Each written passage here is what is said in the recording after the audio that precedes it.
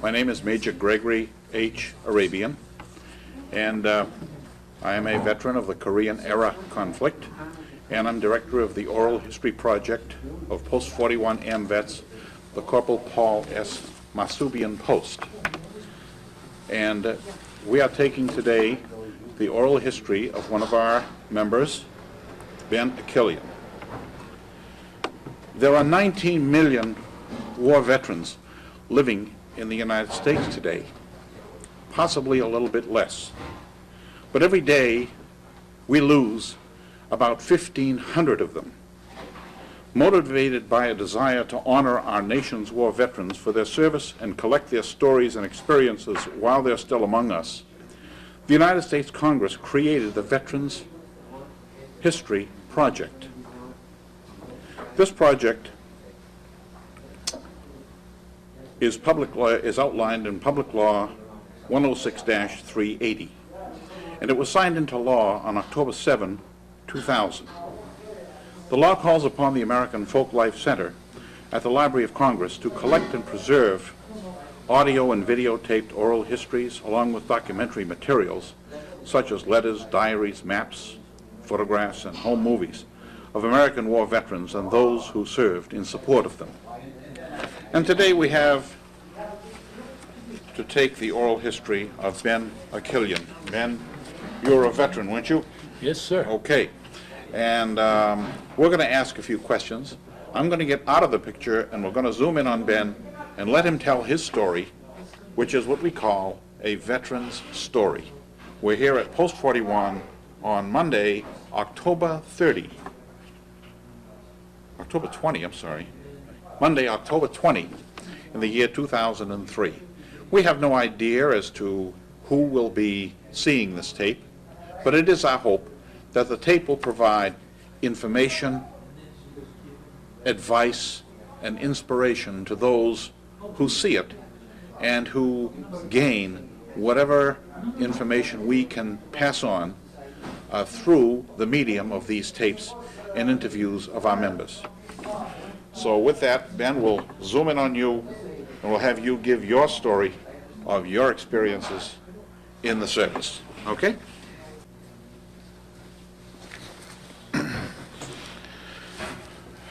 Ben, where were you born and brought up? I was born and brought up in Watertown, Massachusetts. Mm-hmm. And you attended the Watertown Public Schools? I attended the Watertown Public Schools. Mm-hmm. And where are your parents from? My parents are from Turkish-occupied Armenia, specifically in Marash. Mm-hmm. And did you draft? Were you drafted or did you enlist? I was drafted following my college education. All right. You graduated Watertown High School? Yes, I did. And you went to college? I did go to college. Is that before or after your military service? It was before the military service. Mm-hmm. And where'd you graduate from? I graduated from Harvard College in 1952. Mm-hmm. And from there, you went in. You were drafted into the. I was drafted in November of 1953. Mm-hmm. Since I had a year of graduate school as well, and served until November of 1955. 53 to 55. Yeah. Were you in the reserve army after that? I was not. You weren't. Okay. You did. So you didn't pick the service branch or the branch of the service that you worked in. I did not pick. Okay. Where did you have your boot training? My boot training was at Fort Dix, New Jersey, with the 9th Infantry Division. All right. And is that where you were inducted? I was inducted Fort Devens? at Fort Devens, yeah. That's where you did your paperwork? Right. Okay, you didn't receive any training there? No, I did not. And then you went to Fort Dix? Went to Fort Dix. And what kind of training did you get at Fort Dix? The training that I received there was a basic infantry training. Which consisted of? Which consisted of lots of drilling, of course. Marching? Marching, lots of KP work, learning how to use an M1, taking that apart and putting it together blind, if you will. Watching the display of military power that could only be used in a platoon, such as the all the weapons that would normally be Used in a platoon. available. Right. How many people in a platoon? Roughly? About 50. About 50. Yeah. All right. And all of you are trained in the use of the M1 rifle? At that time, it was the M1 rifle, right? All right. And did that have a what we call a banana clip? How many shots could you fire off? It had a clip of 8 shots. 8 shots. Right. Okay. And did you get a marksman's badge or anything of that No, sort? I just passed the You passed. the target You qualified. qualified, right? Okay. And after your boot training, when did you finish that? I finished that in December of '53. December of '53. Right. And where did you go after that? After that, the Army sent me down to Fort Lee, Virginia. Oh, It was yes. supply school. So I became indoctrinated in the quartermaster at that time. In the quartermaster corps. Right. Okay. Now, did you get what they call on-the-job training, or did you have any specialized training At Fort Lee, Virginia. at Fort Lee? We were pretty much, the training was classroom training, consisted of the basics such as learning how to type, how to prepare reports, and of that type. The designation of the various supply forms and things like Supply that. forms would have years. And how did you do there? You passed the course. I passed the course there. Okay. And then did you go into a supply regimen so far as your work is concerned? Well, I was intended for supply work. Yeah. But Okay. when I received my orders, the orders called for Ellery W. Niles, which I couldn't make out specifically, but in New York. And I thought, well, there are many small Army camps in the state of New York. This Ellery W. Niles must be another small Army camp. So I was told to report to Lower Manhattan, where a ferry, similar to the one that was recently in that tragic accident. Oh, similar to the Staten Island ferry? Was in Fort J, New York, was the headquarters of the First Army at Right. that time. So I got down to the ferry, I crossed over to Fort J, Yeah. and which is something like a 2-minute trip. And waiting on the other side at Fort J were 2 military non-coms, non-commissioned officers. One was a corporal, one was a sergeant. And of course, I was a lowly private at that time. Okay. And so when they saw a GI with his duffel bag over his shoulder, they came over and said, are you Akillian? And I said, yes, I am. So the corporal said, well, let me take your bag. And I thought, this is very unusual for a Yeah. corporal to be volunteering to take a private's bag. So I gave him my bag, and I went over to the staff car that was there, and the sergeant opened the door of the rear door of the staff car for me to enter. And I thought, well, what's going on here? This is highly unusual. I'm the only one here. Yeah. And it looks like I'm getting VIP treatment, but I knew better than to think that that was the case. Yeah. So what happened? So I got in the car and we drove along the ocean front. And all of a sudden we stopped, and I looked about 100 yards off, and there was an Army ship called the USS Ellery W. Niles. And I was completely taken by surprise. And the explanation for my VIP treatment was that the military, the MPs, when they were on duty at night, they could come by the ship, enter it, and feast themselves on all kinds of a good chow.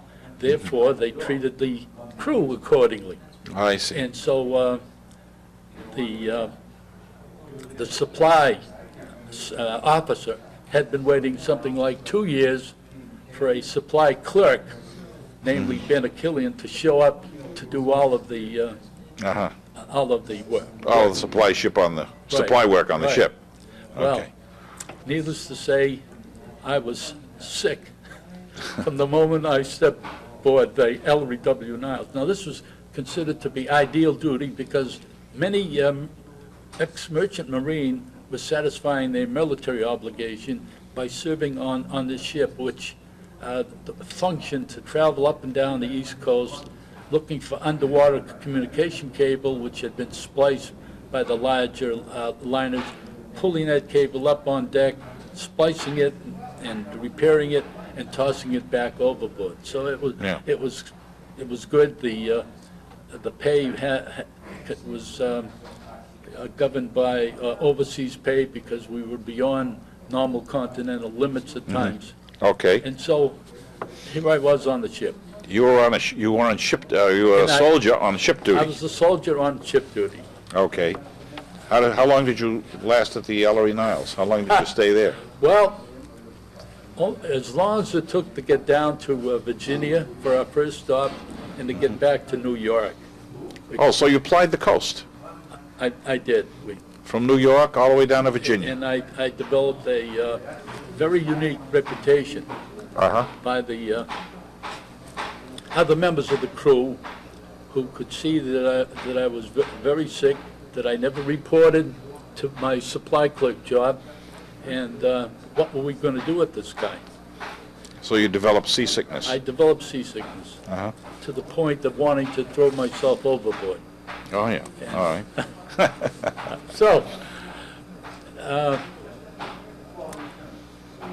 what I finally decided to do to help myself was to find a balance point on the ship where I wouldn't feel the tugging and turning and moving of the ship as much as... What kind of a ship was this, Ben? It was an Army Signal Corps ship, approximately the size of a destroyer.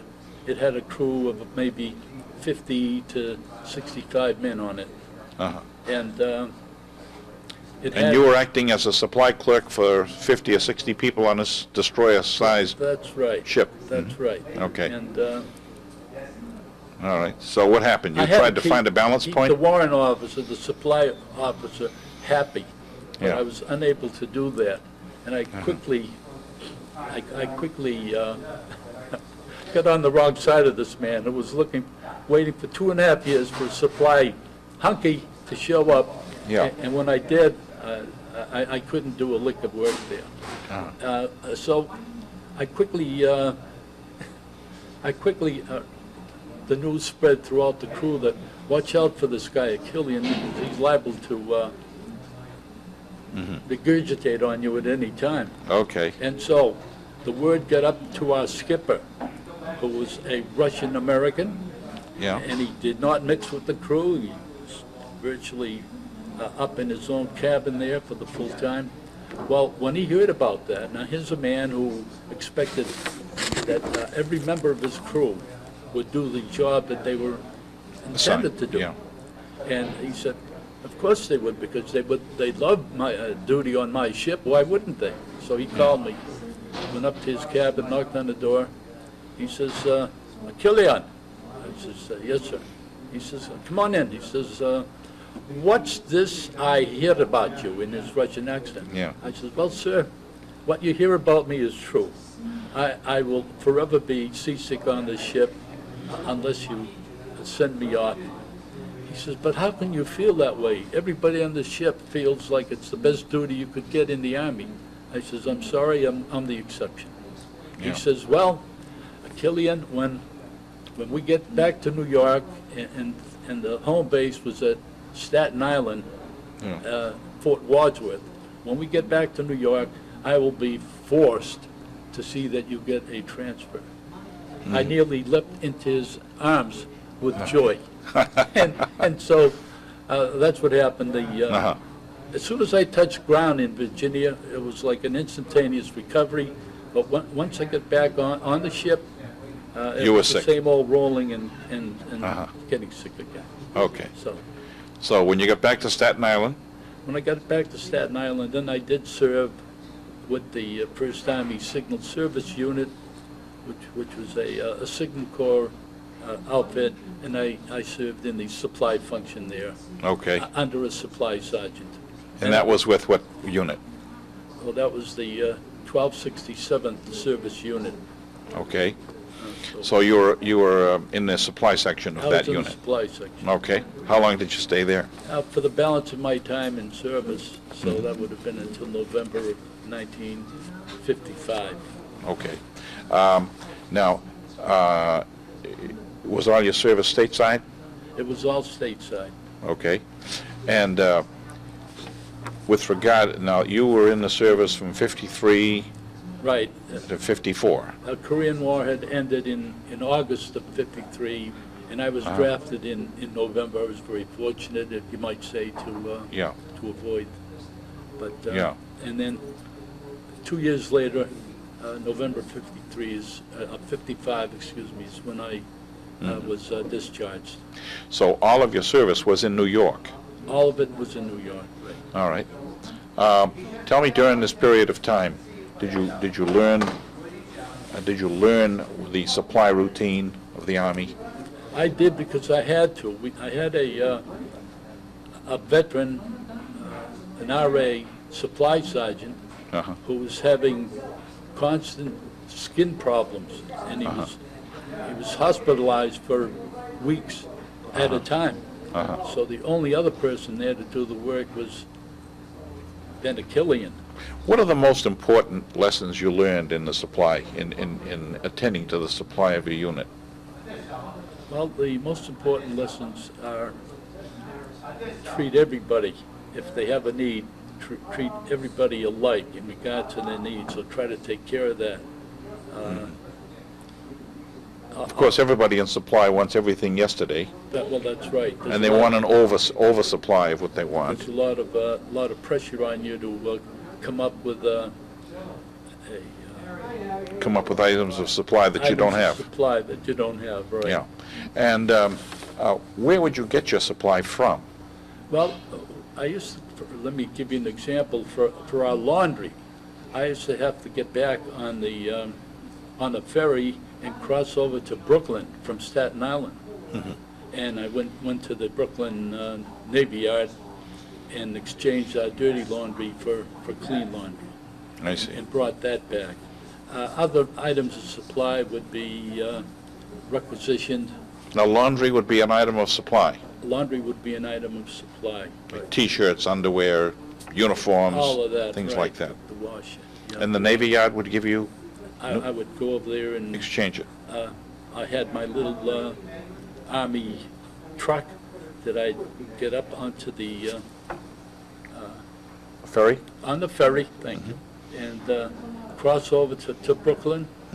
And I remember one time dozing off a little bit and woke up, and there was the USS America right there in front of me. Gigantic Gigantic ship. ship. It was quite an experience to see that. How many people were in your unit?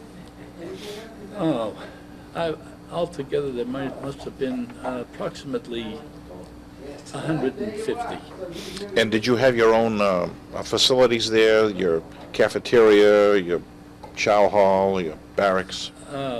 We had a company chow hall. We didn't eat right there where we were. We had to go to a nearby building to get our. But was it military food? It was military food. How was the food? Yeah. How was the food? I thought the food was good.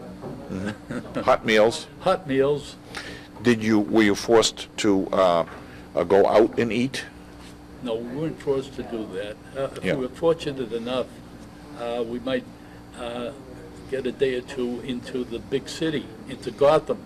And one of the things that I'll cherish is the fact that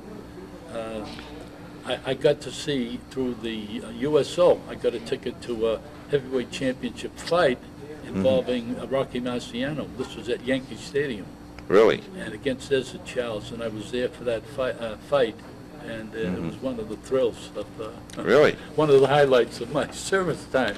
All right. When you went into town, did you go into town in uniform or out of uniform? In uniform. In uniform. And there was a reason for that. If you needed help, you go to the USO and show up in a uniform, looking clean and Presentable. presentable. Other than the food, how was the, were you given adequate clothing? The clothing was adequate. Okay. What you quickly learned, though, is that if you were a mere private, it didn't matter what kind of background education you came up with. You You were treated the same. You were treated the same, but you were looked down upon, if you will, by the, especially by the first sergeant, who had to cater to the new lieutenants who were wet behind the ears. But he wasn't going to do anything for a lowly private, regardless. Did they look upon you as, oh, here's a Harvard graduate that we're going to make him? Well, I tried to keep that as low-key as I could. Yeah. Did many people realize after a while that you did go to Harvard? Some of them learned, yeah. And Yeah. by that time, I was able to make friends with them, so they didn't Yeah. hold it against me. Yeah. Did you have any, and how did you get along with your people? Well, I think. 150 people in your unit? And, they realized that I was filling in for a regular veteran supply Okay, sergeant. okay. And you were in a situation there where you were in a military compound. Is that correct? Exactly. And what did this compound consist of? Office spaces for the commanding officer, for the first sergeant, mail clerk, that kind of thing. Now, this was a signal battalion. Right. And what was the mission of the signal battalion The mission of the at that point? At that point was simply to take care of any communication problems that came up with the ship when the ship was out doing its job of repairing underwater communication cables. Oh, I see. So you were a signal battalion that was attending to the ship. communications problem of the ship that you got off of. Right, exactly. I see. I see. That's it. So here we have a battleship type of ship that is repairing cable and communications between New York and Virginia Right, that has certain communications needs. right, And rather than serve on the ship, you were serving on land right, and attending to any of their communications problems. exactly. I see. I see. So it was limited to the communications problems of that particular ship. Right, and the ship reported, the commanding officer of the First Army Signal Service Unit at Fort Wadsworth, New York, which is where I was stationed. Ah, The commanding officer there also supervised, if you will, the Russian captain of the ship that I I told see. you about. So, all right. so the ship reported to Fort Wadsworth. I see. So the ship reported to Wadsworth, and you were in Wadsworth taking care of the supply needs of that communication Right, mission right, of the ship. exactly. I see. Now, did you deal in procuring supplies, say communication supplies, such as wire, telephones, and things like I that? did not handle the communication supplies because they wanted somebody to do that who was technically competent to state what was Okay. wrong, what needed to be requisitioned. So you're in the general supply? I was in general supply, right. Okay. Now, is it fair to say that all of your service was limited to the New York area? It's fair to say that. That's pretty good duty. It is pretty good duty. And you saw quite a bit of the city, I suppose. I did see quite a bit of the city, Yeah. and I lived in Watertown at the time. Really? And those were the days when I used to hitchhike home on a Really? weekend. And the first sergeant suspected, and he was a tough SOB, and he suspected that I couldn't hitchhike. I couldn't. I told him I was taking public transportation, the train home. He said, "You can't possibly take the train home 3 or 4 times a month on your salary." He says, "If I ever catch you coming back late, I'm going to throw the book at you." So was hitchhiking against the rules? I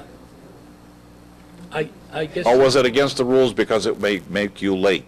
Well, it was against the rules because it made me late, and But they didn't want you hitchhiking. no, they didn't want me hitchhiking. I see. It's, if you were in uniform at that time, you know, we're talking 1953, what is it, 70, 74, 75 years. If you were in uniform, people who were in a vehicle Yeah. were very apt to stop and give you a lift. So it wasn't just one car trip from New York to Watertown, Mass. It was a number of them. A number of stops. I know, because I was in the cadets at those times. Yeah. And when we wore our cadet uniform to ROTC, I always used to hitchhike back and forth. Oh, good. And nobody I'm glad told to- me I couldn't hitchhike. I'm glad to hear that. Good. Okay, so when you came to Watertown, you were with your parents and all? Yeah. Yeah. And you were able to spend a night, 2 nights? Yeah, and then I had a brother who passed away now, Uh-huh. but he would drive me up to Route 20, Uh-huh. which was a main Yes, main thoroughfare. main I think that's the thoroughfare. Boston Post Road, isn't it? That's right. Right. And I started there, and the old thumb would come out, and And you'd be all right. I'd be on my way. Yeah. Okay. Is there anything that you learned in the Army that you used in your later civilian life? Any traits, any lessons, any...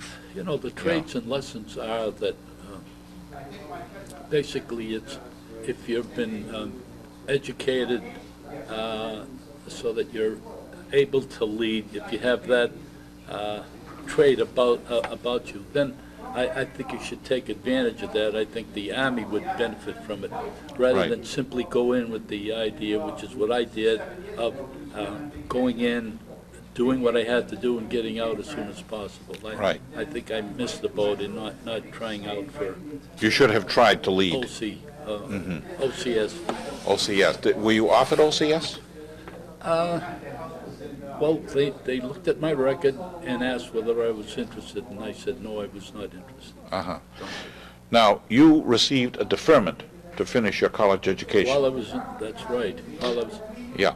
Now, when you went into the service, did you have the idea that, well, I have to serve to pay off my deferment, or why do I have to go anywhere? What kind of attitude did you have when you went my into the attitude service? was to be very grateful for the fact that the war had already ended, and to go in and do whatever they wanted me to do at that time. You didn't have any regrets No, or protests or anything like no, that? not at all. Okay.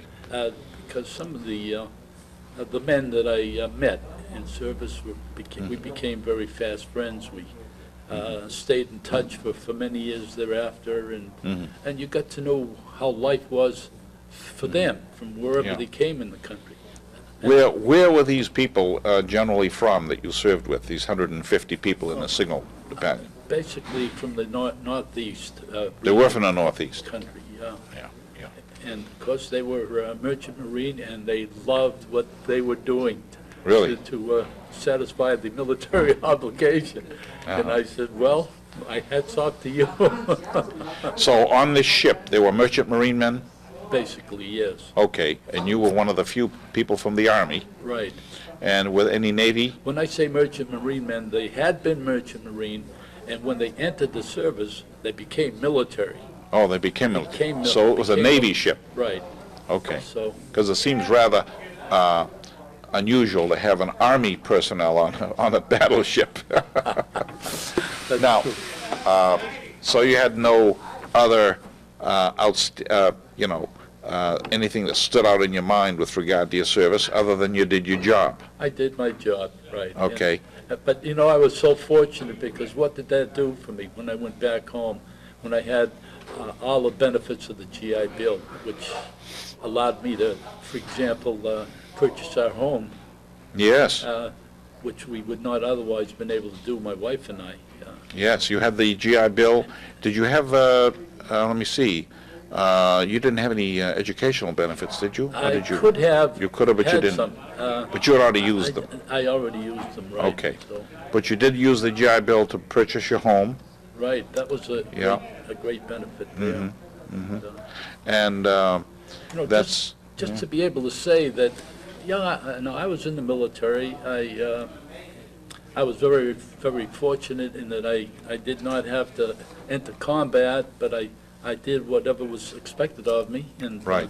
Which is very good, because today we have so many people that are regretting having gone in and so forth, and they have families and they do want to come back. And Yeah. you went in, you did your job, and you got out. Did you get married while you were in the service or after? No, afterwards. Afterwards. I had two brothers who had served in the Second World War, and they set that example for me. Who were they?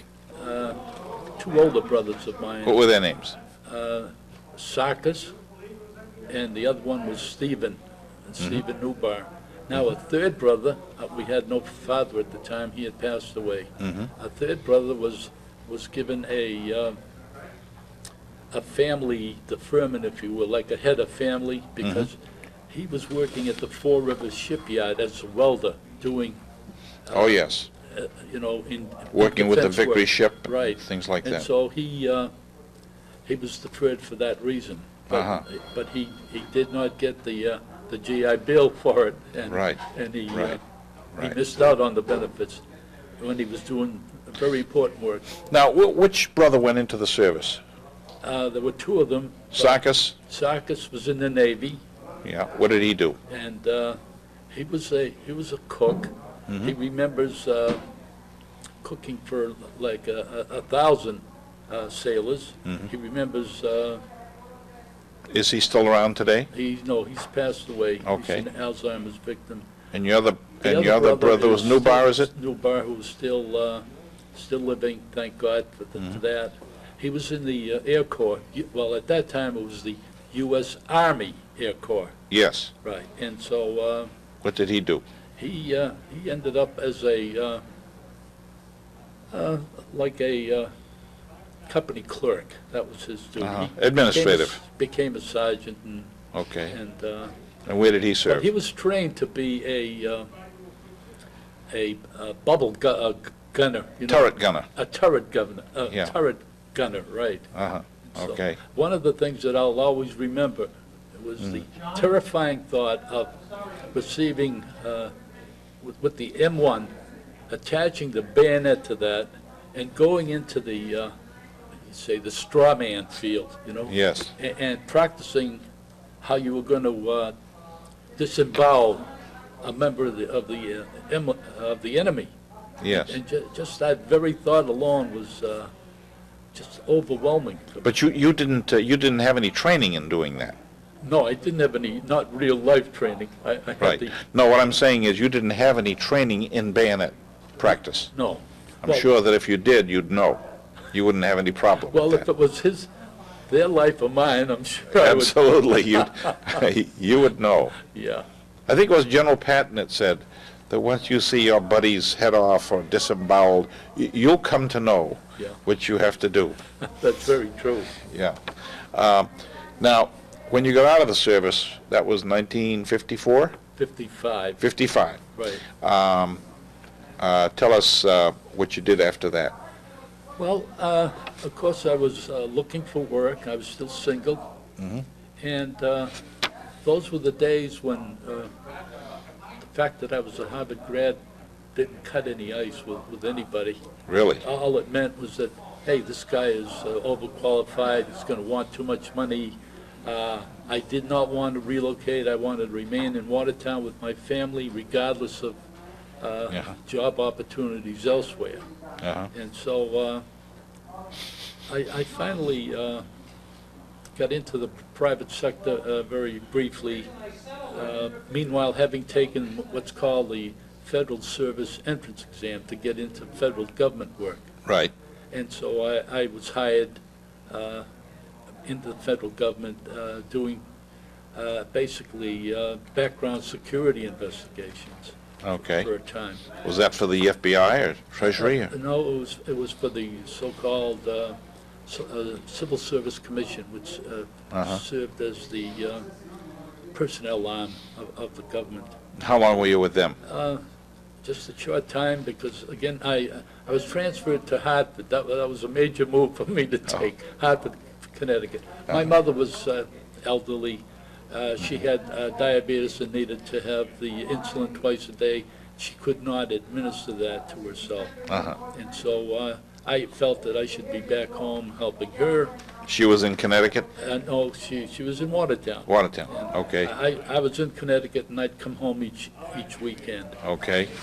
So you were still with the government? Yeah, and then I did find another job.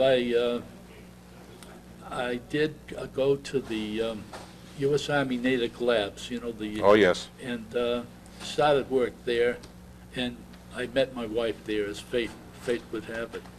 So They have a pretty nice facility over they there have at a the nice Native facility Labs. there, very Yeah, nice. yeah. I could have remained there for my entire government service, but I needed to. Now we were having children. We had a couple of children and one on the way. Where were you living at that time? A good question. I was living in Ashland, Mass., which is still my current home.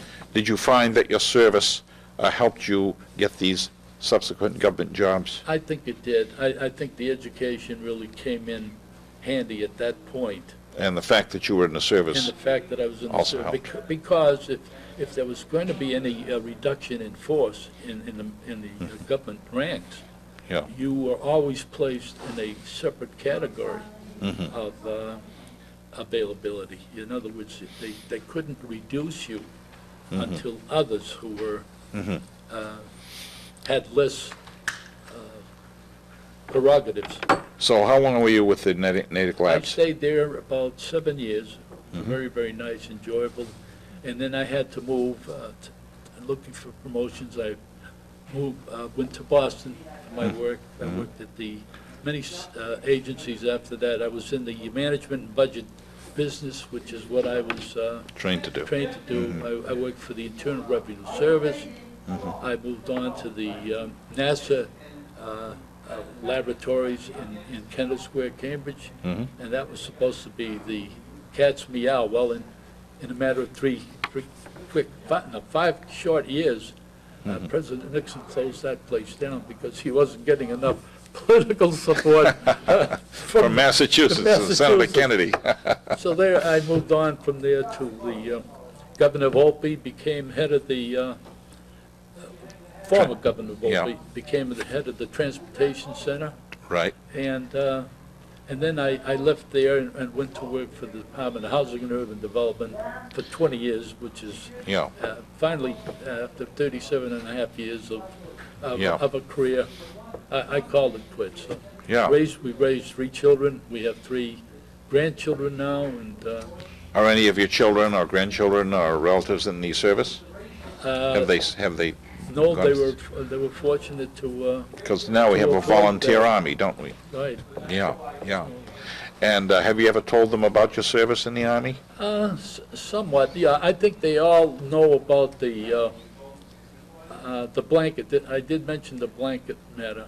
I was trying to, when I was on ship, I tried to find a very level spot in the ship. This is on our return Yeah. from Virginia to New York.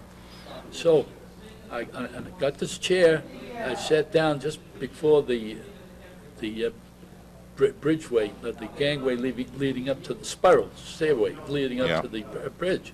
And I sat there, and there was no other room for anybody else to bypass unless they climbed over me. So I put the blanket on top of me, and I started to feel pretty good. Maybe it was all psychological, but Yeah. I thought, this isn't so bad now. Well, in the short time, there were 2 men coming to report up to the bridge for work. And they said, "Hey, Mac, what the hell are you doing there? We gotta get up there, and you can't sit there." And Yeah. so what that led to was the spread of the gossip, if you will, all around the members. To the captain. And it got up to the captain, and that I received the real honor and distinction of being one of the few people ever to Well, the ship. Oh, I see.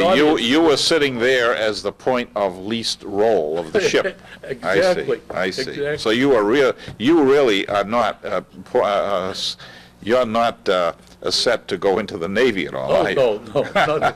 I was getting set to write a letter to, thank, bless his soul, was Senator Kennedy, John Yeah. F. Kennedy, Yeah. saying, "What can you do for me?" You don't mind serving your country, but if you have to upchuck every day, that's a little bit too much. Especially when you're not eating. I see. Yeah. Okay. While you were on the ship way back when, going back a little bit, did you eat aboard the ship? Did you have? No, very, very little, although the food was regarded to be excellent. But they had facilities to They serve had you. cooks there, and as I mentioned, the military police who Yeah. policed the area and came aboard at night to quench their thirst and eat their So meal. they used your ship as a watering hole, Absolutely. or to take from the ship what they could get, And- rather than go into the officer's mess or any place else. Exactly. And So and the- in turn, they just treated all the members of the crew, I see. VIPs. So there was no discrimination on the shift, as if they wanted to eat on the ship, they could eat on the ship. Exactly. Yeah, yeah. Crooks were good. Okay. How did you get to be a member of Post 41? Oh, that's a very good question. How long have you been a member of the Post? Probably 4 to 5 years. Mm-hmm. I know some of my good friends were here. Elliot Venetian, when Elliot was a kid, and I was older, a few years older Right. than Elliot, Right. and we lived nearby one another. And as he matured, grew up to be a responsible citizen, he just amazed me with his abilities and how far he had gone. So Elliot was definitely a force. Other members of I didn't know you until I became a member. Other members that I knew were Eddie Safarian, for example. Who proposed that you be a member of the Post? Any idea? Leo? Let me think about that a little bit. Well, did you come here first as a guest? I did come as a guest. I wanted to try it out. Yeah. And Okay. Jimmy Adekin was another one who said, "Why don't you come?" But I just thought, let me be very honest about it. I had heard so much about the chow. I had heard so much about the khima and the losh kebab and the pilaf. I couldn't believe when they were telling me that men were preparing the food. Yeah. And I've used to all my life, your mother, your sister, with some Right.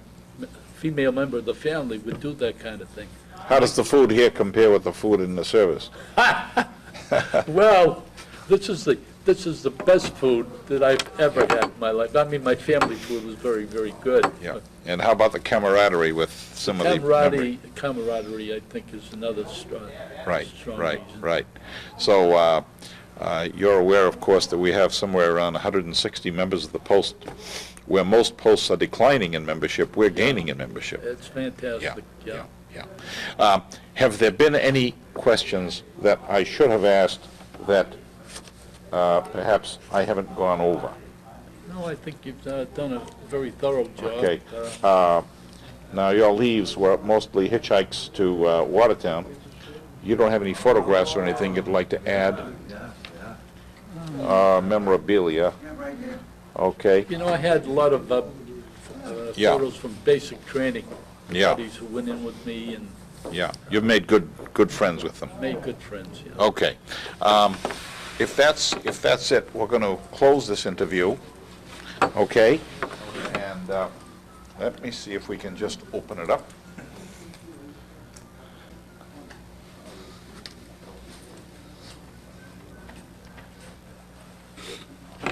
Okay, if that's no more, I'd just like to point out one thing. You see, we have a collage in back of us, Right, which shows all of the members of our post. right. And we have the American flag, the post colors, the state flag, and of course the Armenian flag. Right. And one of the reasons that we take the interviews of our members before this setting is to integrate them into the, and show them as one of many members of this post. And the fact that we serve our country while we are proud of our heritage. Absolutely. So what I want to do is thank you for participating in the Oral History Project, Ben. Yeah. And we will hope, we'll close this with the, I suppose, the feeling that freedom is not free, that freedom has a price, freedom has a sacrifice that has to be made in its name. People have to serve time to secure this country and to pay the price of the freedoms that we enjoy. Absolutely. You agree to that? And we would hope that succeeding generations, anybody who might see this tape, will be able to learn the lesson of getting along with people no matter who they may be, because we all have a common goal and a common mission. And that mission is to pay for the freedoms we enjoy. This country is the only country in the world that has so many different people from so many different religions and callings, yet we all enjoy the same freedoms. Absolutely.